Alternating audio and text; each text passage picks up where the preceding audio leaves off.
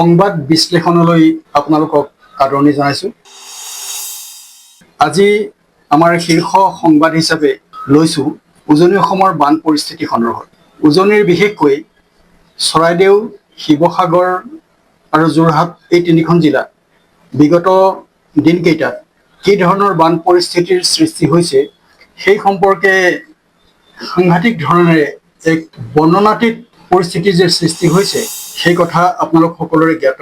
এতিয়া নেপালীখুটি অঞ্চলত এনেকুৱা এটা পৰিৱেশৰ সৃষ্টি হৈছে যে মানুহ বানৰ পিছত ঘৰত সোমাব নোৱাৰা পৰিৱেশৰ সৃষ্টি হ'ল।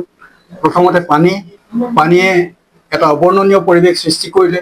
৮০জনৰো অধিক লোকৰ মৃত্যু হ'ল, ঘৰ দুৱাৰ উছন হৈ গ'ল, খেতিপথাৰ শেষ হৈ গ'ল, বহুত পশুধন নিহত হ'ল আৰু নেপালীখুটিৰ এতিয়া পলসৰ তলত মৃতদেহ উদ্ধাৰ হ'বলৈ লৈছে। মৃতদেহৰ দম উঠিছে চাৰিওফালে, দুৰ্গন্ধত মানুহ যাব নোৱাৰা অৱস্থা হৈছে। এনে অবৰ্ণনীয় পৰিৱেশ সৃষ্টি হৈছে। ইয়াৰ কাৰণ কি? কিয় হ'বলৈ পালে? আগতে কোনোদিন নোহোৱা ঠাইতো এনেকুৱা অবৰ্ণনীয় বান পৰিস্থিতি হৈছে। কিয় হৈছে?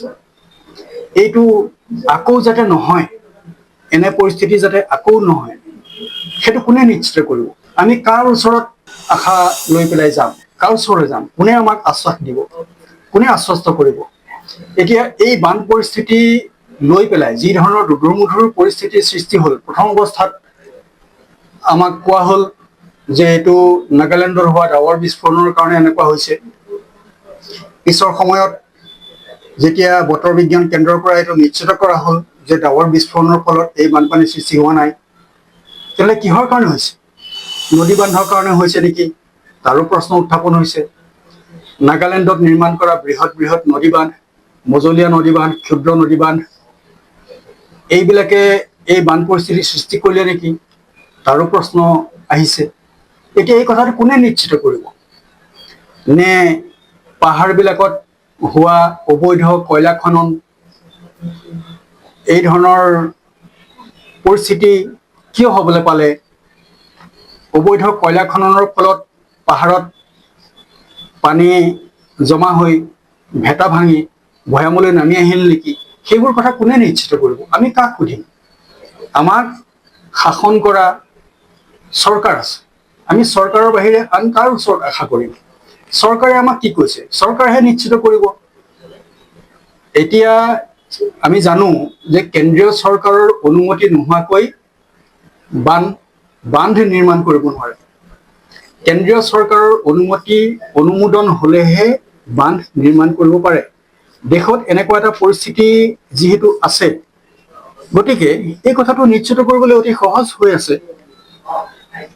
নাগালেণ্ডত বান্ধ নিৰ্মাণ কৰিছেনে নাই, সেই বান্ধৰ পানীয়ে অসমত ক্ষতি কৰিছেনে নাই, সেই কথাটো নিশ্চিত কৰিবৰ কাৰণে কেন্দ্ৰতো একে দলৰ চৰকাৰ আছে, ৰাজ্যতো একে দলৰ চৰকাৰ আছে। ৰাজ্যৰ চৰকাৰে নাগালেণ্ডৰ চৰকাৰক কথাটো সুধিব পাৰে।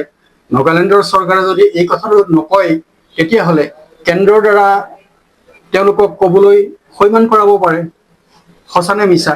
আৰু যদি বান্ধৰ কাৰণে এইটো হোৱা নাই, তেতিয়া কি কাৰণে হৈছে? কাৰণটো থাকিব। যিকোনো ঘটনাৰ কাৰ্যকাৰণ থাকে। আমি সেই কাৰণটো যদি ৰোধ কৰিব নোৱাৰো, তেতিয়াহ'লে আকৌ হ'ব একেটা পৰিস্থিতি। কোনে ৰোধ কৰিব এই পৰিস্থিতিটো? এতিয়া চালে বেৰে কোবাই বিভিন্ন ধৰণৰ কথা কৈ ৰাজনৈতিক স্বাৰ্থৰ খাতিৰত ইমান বিপুল সংখ্যক জনসাধাৰণক বলিৰ প্ৰথা কৰাটো ই কেতিয়াও উচিত হ'ব নোৱাৰে। এইটো মানৱতাৰ সপক্ষে হ'বই নোৱাৰে। মানুহখিনিৰ দুৰ্দশা, মানুহখিনিৰ দুৰৱস্থাৰ প্ৰতি লক্ষ্য ৰাখি অতি মানৱীয়তাৰে এই কথাবোৰ বিবেচনা কৰিব লাগিব। এতিয়া ধেমাজিত এটা ভয়ংকৰ বান পৰিস্থিতি হ'বলৈ গৈ আছে। এতিয়া জীয়াঢল নদীৰ পানী বাঢ়ি আছে। আজি আমি শেহতীয়াকৈ খবৰ পোৱা মতে জীয়াঢলৰ জলস্তৰ যথেষ্টখিনি বৃদ্ধি পাইছে।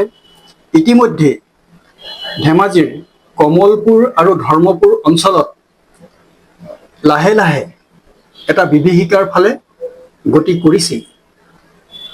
এনে অৱস্থাত কি কৰিব? কমলপুৰ আৰু ধৰ্মপুৰৰ বহু গাঁও, শ শ গাঁওবাসীয়ে তেওঁলোকৰ মথাউৰি নিৰ্মাণ কৰি দিব লাগে বুলি দীৰ্ঘদিন ধৰি দাবী উত্থাপন কৰি আহিছে। ইতিমধ্যে নিৰ্মাণ কৰি থোৱা মথাউৰিও মেৰামতি কৰা হোৱা নাই, যিটো কাৰণে জীয়াত হ'লে তেওঁলোকৰ পথাৰ ইতিমধ্যেই বুৰাই পেলায়। এইবাৰ আৰু ভয়ংকৰ পৰিস্থিতি হ'বলৈ গৈ আছে। এতিয়া এই পৰিস্থিতিৰ সৈতে মোকাবিলা কৰিবৰ কাৰণে চৰকাৰ প্ৰশাসনে কি ব্যৱস্থা কৰে, সেইটো এটা ডাঙৰ কথা।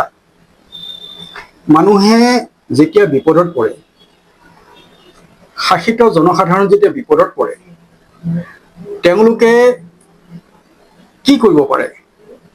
তেওঁলোকে প্ৰশাসনৰ ওচৰত সহায় বিচাৰিব পাৰে, চৰকাৰৰ মুখলৈ চাব পাৰে।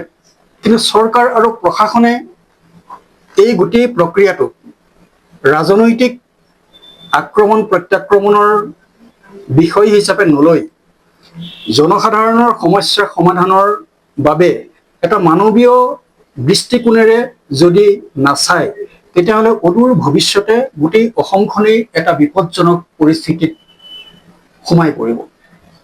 এই বিপদজনক পৰিস্থিতিটোৰ পৰা অসমৰ জনসাধাৰণক ৰক্ষা কৰিবৰ কাৰণে এতিয়াই যদি সময় থাকোঁতেই যদি চৰকাৰ প্ৰশাসনে চিন্তা নকৰে, মানৱীয়তাক যদি সন্মুখত নাৰাখে, কেৱল ৰাজনৈতিক স্বাৰ্থক যদি সংকীৰ্ণতাক যদি উদ্দেশ্য কৰি তেওঁলোকে কাম কাজবোৰ কৰে, তেতিয়াহ'লে অদূৰ ভৱিষ্যতে কি পৰিৱেশ পৰিস্থিতি হ'বগৈ, সেই কথাটো আমাৰ এই প্ৰাকৃতিক দুৰ্যোগেই আমাক শিকাই দিছে।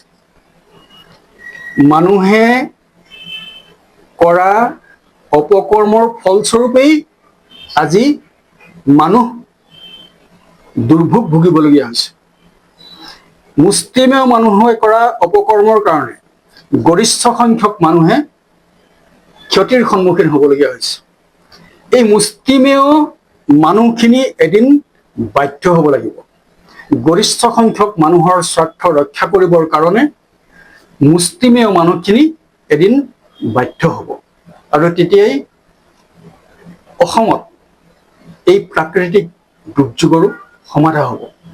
প্ৰাকৃতিক দুৰ্যোগ সমাধা কৰিবৰ কাৰণে যথোচিত উপায়, যথোচিত ব্যৱস্থা, পদক্ষেপ সময় থাকোঁতেই গ্ৰহণ কৰিব লাগিব, নহ'লে ইয়াৰ পৰিণতি অতি ভয়াৱহ হ'ব। নমস্কাৰ।